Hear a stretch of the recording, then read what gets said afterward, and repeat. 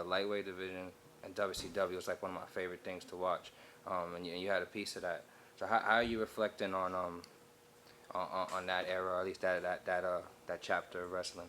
All that happened because Paul Lee started it first with ECW. First of all, you'd have never had any of them luchadors or anything like that. Paul Lee started it, and I just happy working with any guy who could work. So it didn't matter where it was, like what kind of match. I was just happy to be out there. Do you have any Eddie Guerrero stories? Me and Eddie in WCW have wrestled well over 100 times. If you had a good match, you'd be working that match forever. And we used to every time we were in El Paso, Eddie's mom would make us all kinds of food and stuff. We'd all go and hang out.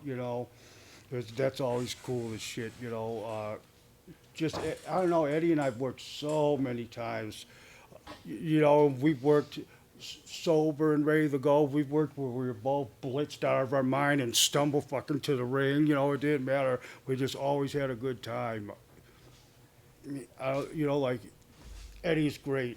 Tell you what, probably sorry, Eddie, but every now and then Eddie was a mean, nasty drunk for no fucking reason. His birthday is like the beginning of November. Mine's the end of October.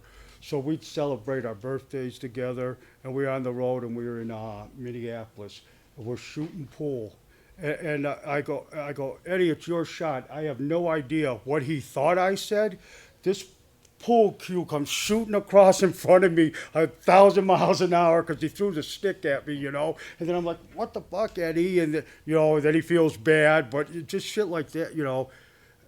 I don't know. So many things that he did was just, he always cared about the guys, and the best thing was going to his mom's house and eating all that food, and hanging out after the shows in El Paso. It was just the coolest shit.